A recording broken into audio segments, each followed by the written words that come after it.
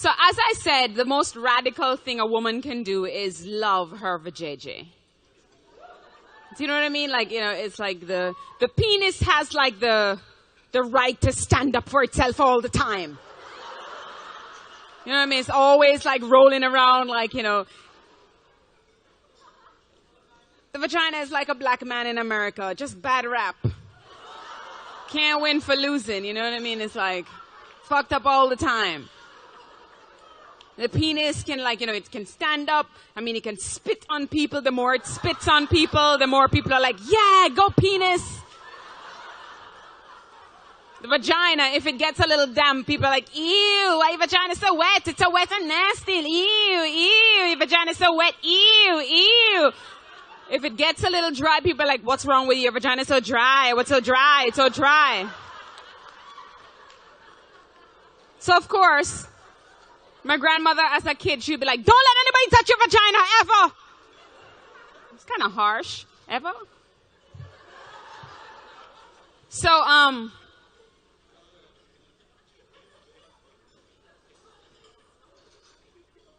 and then I became a lesbian and I had like 2 vajayjays to navigate. I'm like, shit. I have my own vagina issues here going on, like, here, you know? So I had to write a poem about my vajayjay.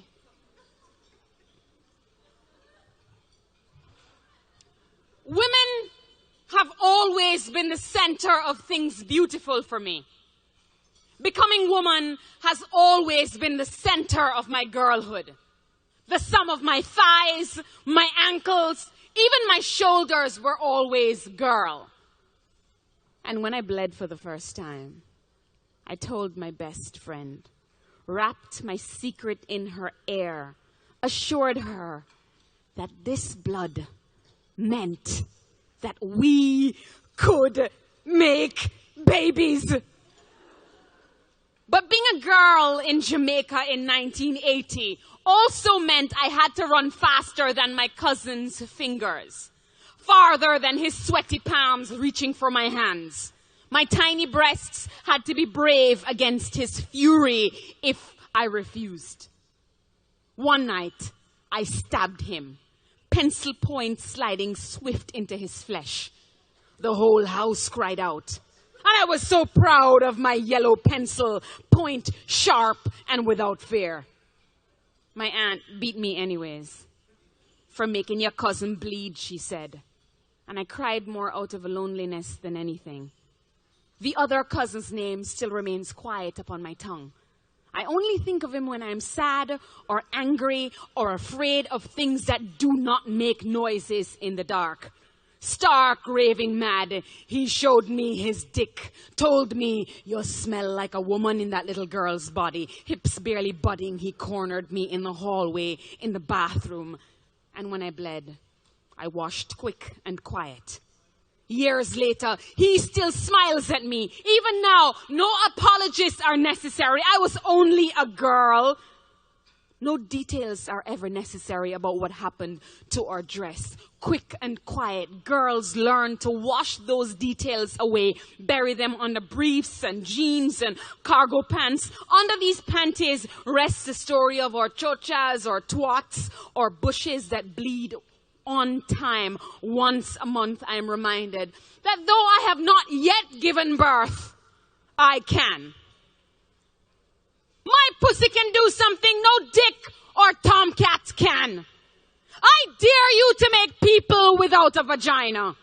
Krishna or man or beast. Even Jesus had to pass through a punani. Angels and messengers aside, Mary had to lend passage to God, or them Christians might still be Jews waiting for a Christ that was stuck up the ass of some man who thought he could do what little girls do every day against our wishes. We carry these common stories of fathers and cousins and strangers who violate the sanctity of these bodies. This ability to make breath.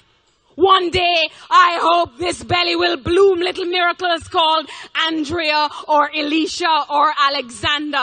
Male mouths will open wide in wonder.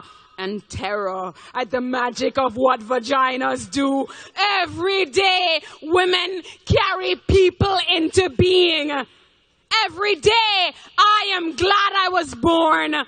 Bloody snatch in just the right place today. I am so glad I am a girl. Today, I am so glad I am a girl because yesterday, my mother told me to write my story. No matter that I will write her in unflattering truths. Right, she told me. And I hope the book sells so you can afford to raise that daughter with a heart just like yours. And everything was better between me and my mother. It didn't matter that she left me twice. No matter that in Jamaica in 1972, she had to choose her safety over mine. Yesterday she said, right, my daughter, and the world righted itself. And I wish every mother whose daughter survived the burial of these unspoken things would give her permission to say what happened, to write down how she survived the terror of being that small girl in a world that so deeply favors men. I wish every cunt had the courage to bear public witness. I wish every woman had the pen, the clear view, and the support she needs to scream, what happened to me was not my fault. What happened to me was not my fault. What happened to me was not my